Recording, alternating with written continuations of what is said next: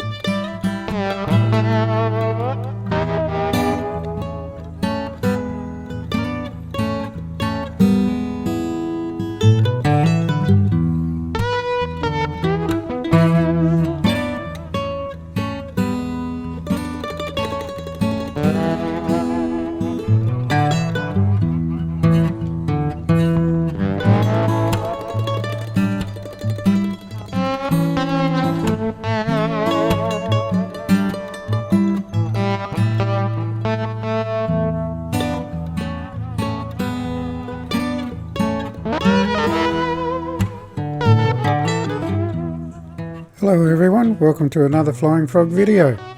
It's been a little while. What we have here is the parallel 42 Freedom Fox Fox 2. Now this one's hit the marketplace this morning on the Xbox marketplace for just a smidgen under 45 Australian dollars. So what we're going to do is we're going to have a look at this and see if it is worth the 45 Australian dollars that it's asking for, which about 35 American dollars, 33 euro, somewhere in that mark. And so what you just saw when you came down was one of the camps, or at least where we are now, is one of the camps that you get with this pack. You also get a guy named Trent Palmer's aircraft with this pack. You get different powered variants with this pack as well. So today's we're going to be flying from here to another one of the airports, but I won't that's included with this pack, but I won't include the whole flight because that's going to take an hour and a half in this aircraft. So what we're going to do is we're just going to get in, have a look at the textures and the usual guff that goes along with this, and have a look. So far, the actual textures themselves look fantastic, look really good, sharp, great for 4K. So they've done a good job there. There are a few add-ons with this one as well, which I will show you once we get into the cockpit. But modelling wise, looks good. I don't know much about this Fox 2 except for the fact that it's a bush plane, as you can tell by the size of the tyres, which are huge, and also too that the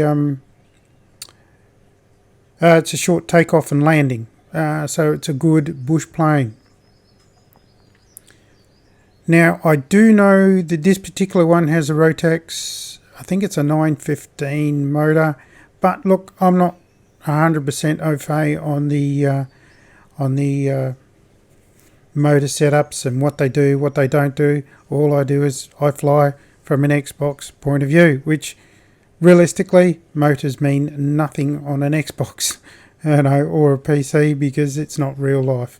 As long as it flies well, that's all we really care about. Right, so what we'll do is just get in here a little bit, just have a look a bit more at this, at the detail here. And I am very happy with the detailing. The detailing is excellent. They've done a really good job, really put in a lot of effort with this one. And also too, the tail wheel, I think too what they've done here on the tail wheel is fantastic. They've just really gone to town, modelled that in really well. I mean, look at the springs.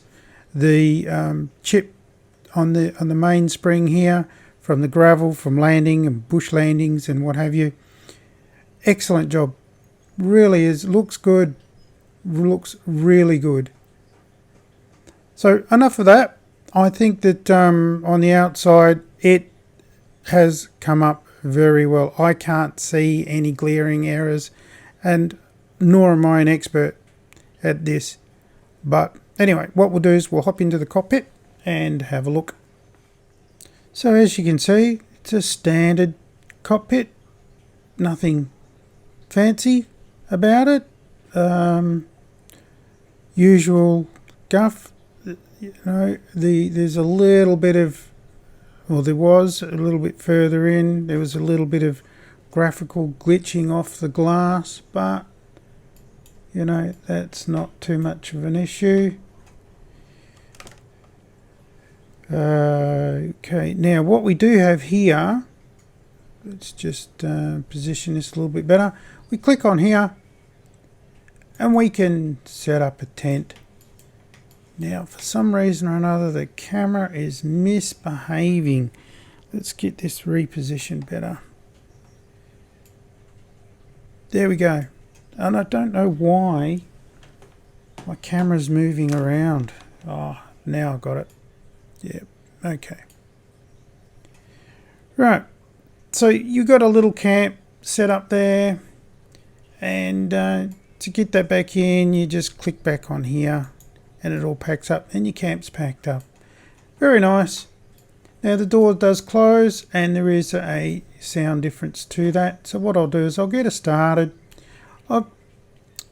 Actually, before I even get too far, let's position this back up a bit. Right, now you can add a passenger. You click on here, which is excellent. You know, you click in, your passenger comes in. You click on here, you bring a pilot in. Now what we do have here, which I thought might have been a pad to add extra features or what have you.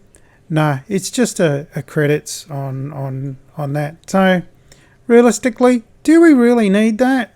No, we don't. But hey, you know, I suppose they got to glorify themselves somehow.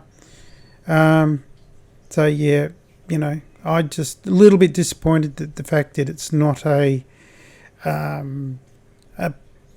like an iPad type device or something along those lines that we add little extra features for. So anyway, we'll get this one started. Now I don't know what lane is, but I'm gonna switch them on. So you got lane A, lane B. Not really 100% certain on that one. So put on power switches. Fuel pumps, rather noisy. Shuts down when you turn on to the second one. We'll just make sure that the brake is on. Right, she's on. Now we don't have a mixture on this one, I think because it's a fuel injected, which will be automatic anyway with the Rotax motor. So we don't have to worry about mixtures. It's a fixed prop, so we don't have to worry about that either. Rightio, now let's see if this one, let's just put in a little bit of, let's just check, make sure. Alright, put in a little bit of throttle. Now hopefully she'll fire up. There you go. Look at that. Ah, I know what I didn't do. Here. Typical. She don't go too far without any fuel tap turned on. So let's try that one again. No. And I don't know why. Let's try them on. That's on, that's on, that's on. That's on.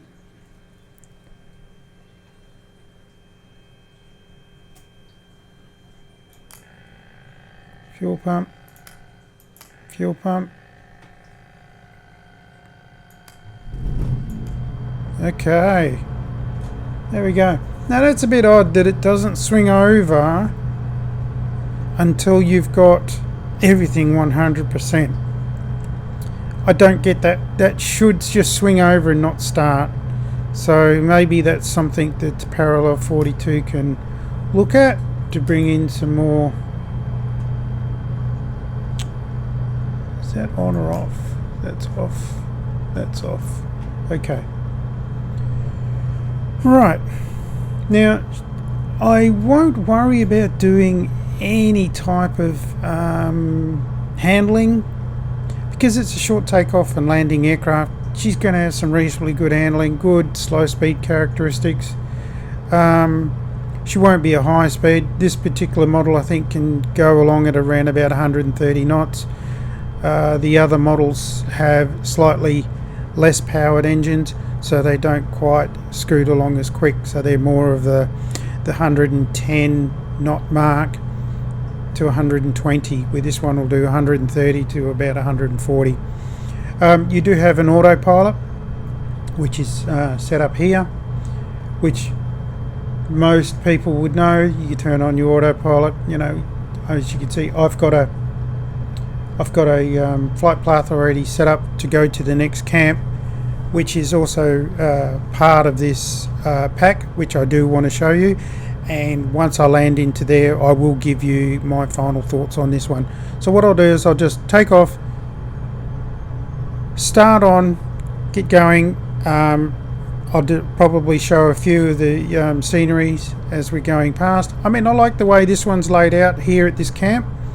So this is also, like I said, this is part of this whole pack, this camp. So you actually do get these aircraft here, which I think they're actually modelled in as part of the camp, not as part of the sim itself that's been brought in, which is really good.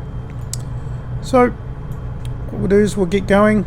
Yeah, and one thing I did find though, that this airport is very hard to see to land. So up at the hut there you saw the campfire. That is one thing to look for, is to look for some smoke. That will also help you bring you into this airport, or at least this landing field, because that's all it is. Rightio, so what we'll do is we'll get going. Now she is taking off a little bit, obviously, because of the she is facing downhill.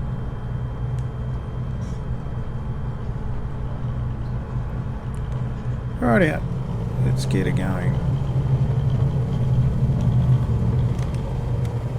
And as you can see, she just jumped up into the air fairly quickly. Let's just bring back. Oh, and I didn't close down my door. Dear oh dear. See it rattling away in the.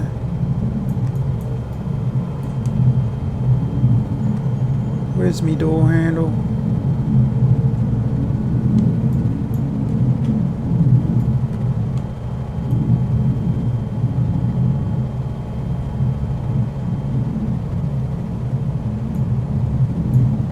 Okay, there we go, and we do have a sound difference, which is really nice. That's good to see. The inside itself is very nice. Just looking around, I don't know if I trust this weld up here. That one there, that looks a bit dodgy personally, so whoever made that, did that weld, oh, I'm not so sure on that one. So but we got our fuel gauges here in the wing, in both wings actually. It's our fuel gauges, so which is good. So what I'll do is I'll just get the autopilot going, so we're then I can pay some more attention to what we need to do. So we got that one.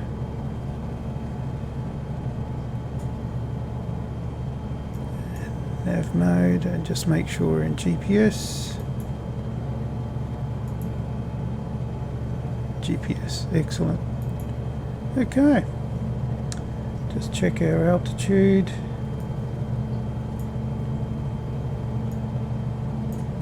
We don't want to go minus, we need to go the other way. 1600. I think I'm going to want around about 5,000 feet for this flight. That way I'm not going to crash into any mountains.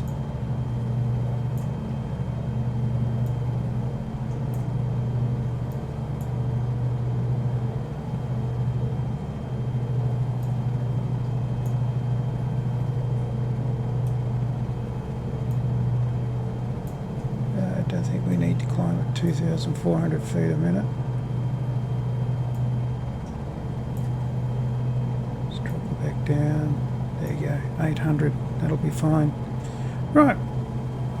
So let's have a look around. So again, the colorations are nice. You get plenty of liveries with this one, various colours. So I'm sure there's going to be a colour to tickle your fancy. There's a nice, for me, there's a nice green one, but I chose this particular one just for something different. But you got your reds, blues, whites, you know, standard. Now there is a guy named, what's his, Trent. Yeah, it's just, the name's gone and left me. I might have said it earlier in the video. You got his particular aircraft himself, who actually flies this particular one. And then, like I said, we've got the lesser modelled one. One thing I did not show you, and I will do when we land, is we can actually have a look at the motor. So this front cover comes off the motor, which I will promise I'll show you that one when we get it. I don't know what this one wheel is, unknown at this point in time, but that's our switch. Click here, we can take the cover off. Now your motor won't start with the cover off, which is really good. Alright, so now I don't know why we're going out a long way to go around, but well, such is life. What else? Apart from that, it's a usual, it's a Cub, or at least this is a Fox, which is a kit plane, not a Cub, but you know, they're all very, very similar in a way. So what we'll do is I'll get outside and have a look for you guys so you can see what's going on.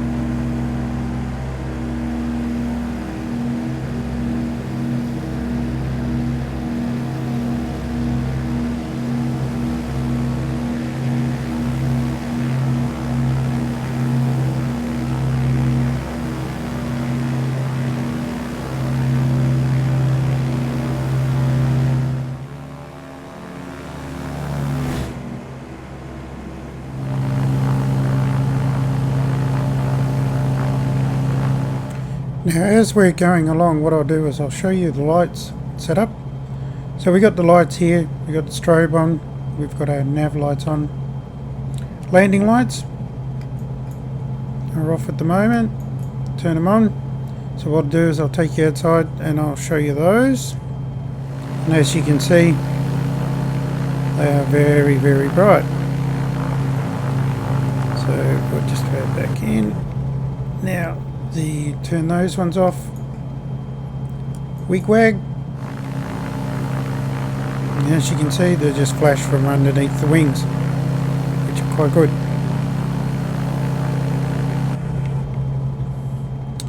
And also too, what I'll do is I'll just show you the nighttime stuff. And here we are with the nighttime. So again, perfectly functional. We just turn it on, and so that's the outside view at night. Not that you'd want to be flying too much at night. Okay, here we go.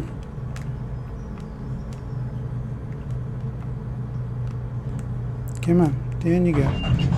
Whoa. Come on, pull up. There we go, we're down. Whew. Why'd it stop? I don't know. So park brake on. So what we'll do is we'll get out, have a look at this camp. There's actually two here. One's a stone shack or stone shed or stone something or other, and the other is is where we are now. So I'll hop out and we'll have a look at that, and then I'll come back to the plane and I'll give you my final thoughts. So here we are at the stone house. This is our little strip you come and land on. Taking off be easy because you've got this drop here.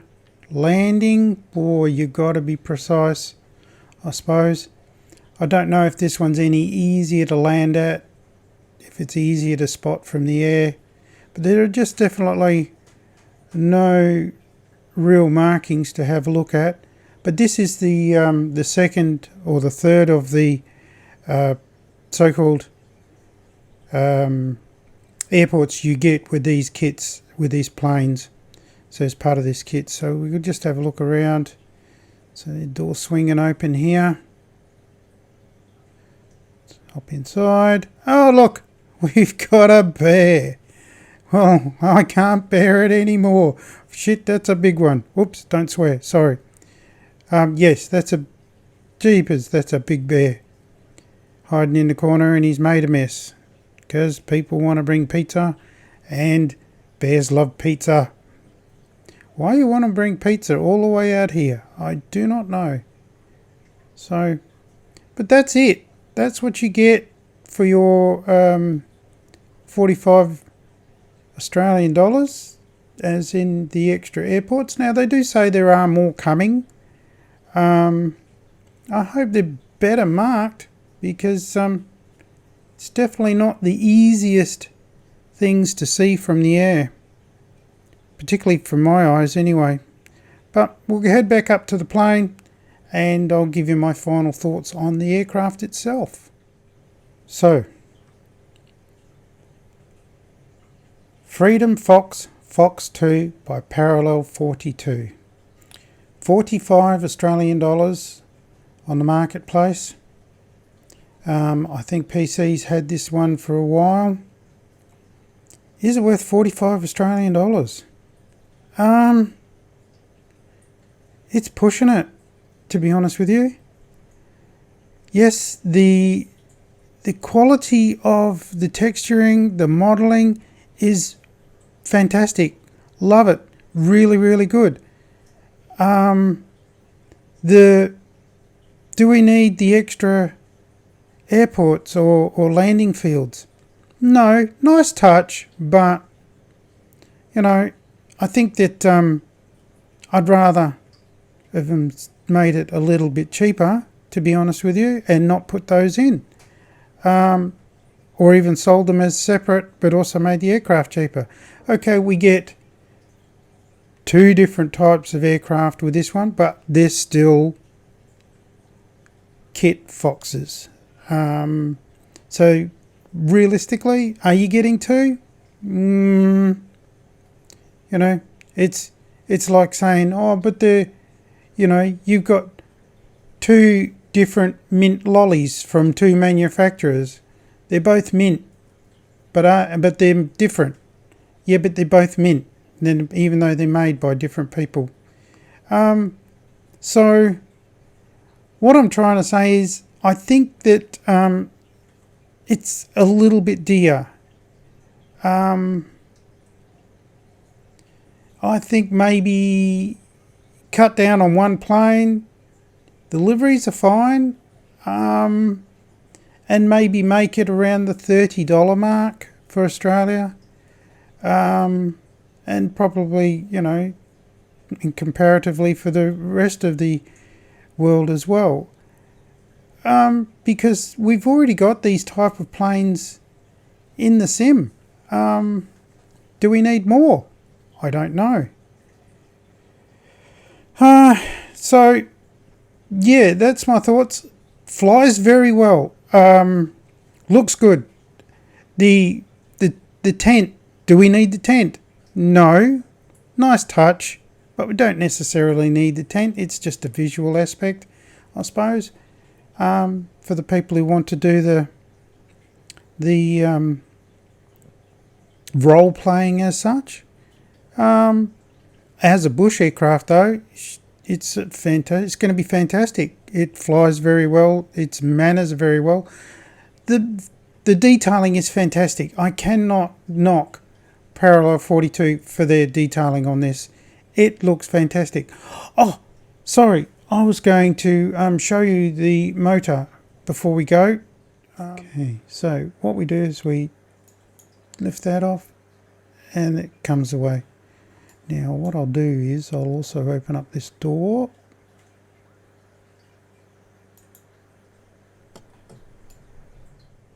Okay, so this is looking at the motor. Very nice detailing. The effort to detail to the modelling is good. They've done a wonderful job. You know, it looks really, really good. I mean, the quality is definitely there. It's a Rotex motor, so they've done a brilliant job.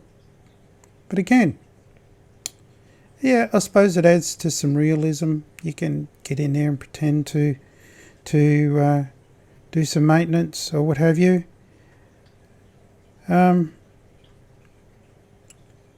So yeah, look, I think that the price is a little high. I don't think we need to have two different aircraft. Sure, you have your different engine configurations if you wish, but apart from that, look, the modelling's great, flight model's great, graphics are great. Parallel have done an excellent job. It's just that we don't need these. This is supposed to be a handcrafted airport or landing field. There's nothing to it. The stone shack that we saw with the bear in it is not a lot to that. And the camp field that we left from, yeah, that's done well. So I'm not going to complain about that one. So yeah, I would like to see the price drop by about 10 to 15 Australian dollars, because we're getting up to the price of actual games that you can buy on Xbox. And what happens when a new version of Microsoft Flight Simulator comes out? Will these aircraft be available in that new version? You know, or do we lose our money? And these are all questions I suppose you've got, or everyone's got to ask themselves.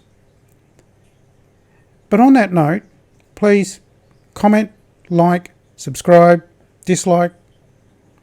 Tell me if I'm right. Tell me if I'm wrong, or if you feel the same way.